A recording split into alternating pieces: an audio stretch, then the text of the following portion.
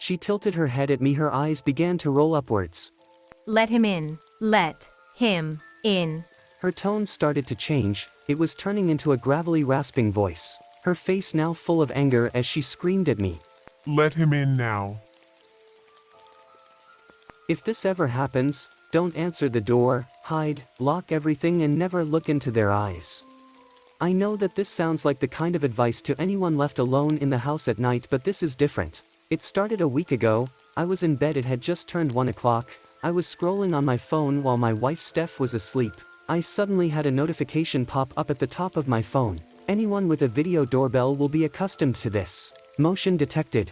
I normally ignore it as it was either a car coming down the road or a person stumbling back home after a night out. Then the doorbell chimed, the notification followed, there is a person at your front door. I opened the app. There sure enough was a young woman standing, clinging onto my doorframe. I answered, hello, can I help you? She came back immediately. Please let me in, someone is chasing me. I told her to stay where she was and I would call the police. I heard her again.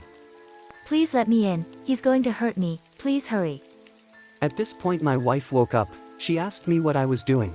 As I put some clothes on ready to go downstairs, I said there was a woman at our door begging to come in as someone was chasing her. I was about to dial for the police when Steph opened the app. She said, Babe, no one is there. We looked back on the motion history, both notifications were logged. I opened the first one, nothing but our front porch. I proceeded to the other notification, where someone had pressed the doorbell. There was my front porch, shrouded in darkness, but this time we could hear only my voice. Of course there was no response to my questions. I thought to myself, was I going crazy? My wife said it was late, I must have been half asleep and my mind was playing tricks on me. Even if that was right, it still didn't explain why we got the notifications. The next night we both sat binging a Netflix show in our living room. We must have lost track of time as it was nearly 1 in the morning. I went to check the back door was locked when my phone buzzed. I asked Steph whether she had the same. She had. I opened the app just as it notified me that someone had pressed the bell. We both quickly opened the live view. Stood at our door, a child. The young boy must have been no older than 8. The camera was in night vision which was black and white. The boy's face glowed, eyes piercing through my screen. I once again answered, hello, can I help? The kid looked up at the camera. Hi, my daddy broke down just up the road and his phone is dead. Can you please let me in? I need to use your phone.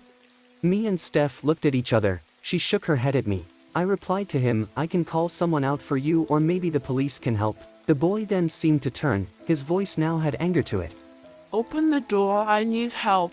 Are you really going to let me stay out here all alone? His story had changed. I went back after swallowing my own fear, stay there, I will get help.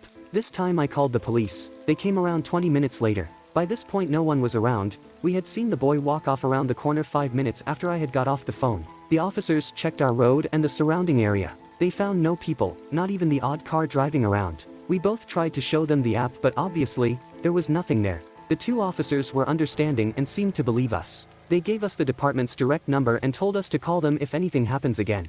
We went to bed that night scared and confused. We didn't understand what or why this was happening to us. The next day we decided to get an early night. We made sure everything was locked and the house secure. We both fell asleep early. I was woken up at just gone 1 o'clock to the sound of 2 sets of buzzing from my phone. I ignored these. I just rolled over and went back to sleep. When I looked at my phone in the morning I opened up the doorbell app. The video playback showed nothing, but I could hear scratching for about 2 to 3 seconds after the apparent press of the bell. I went downstairs and checked the door.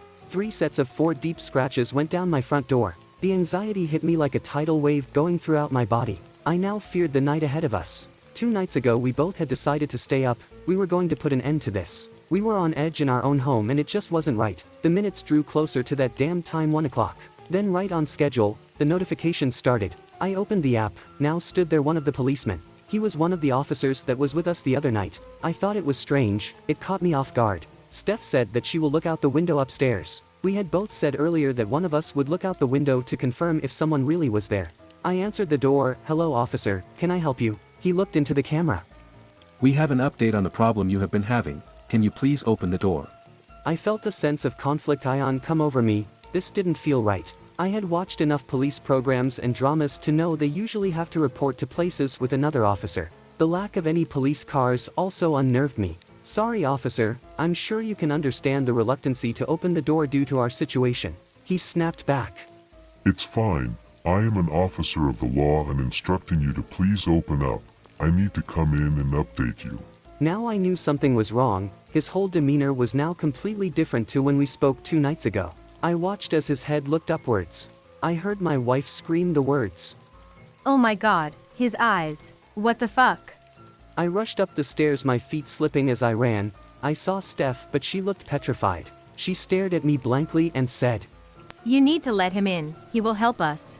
I uttered back, struggling to catch my breath. We can't, you know we can't. What did you see? What was wrong with his eyes? She tilted her head at me, her eyes began to roll upwards. Let him in. Let him in. Her tone started to change, it was turning into a gravelly, rasping voice. Her face now full of anger as she screamed at me. Let him in now.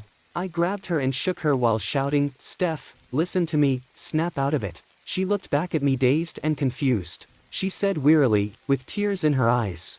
I want to go to bed.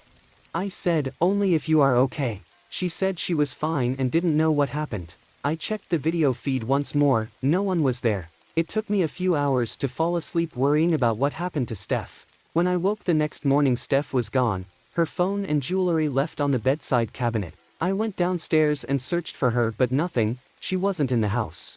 I called the police department on the number I was given. I spoke to the partner of the policeman that was at my door.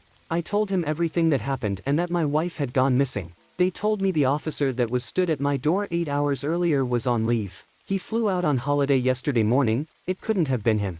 In the hours ahead, a search team was assembled and I joined them in searching the local area. There was no sign of her. It's now 11 p.m. I'm sitting alone in my living room, my head now full of fear and radiating pain. I just want my Steph home. I just want normality back. Here it comes, 12:59. 3, 2, 1 o'clock. The notifications came through.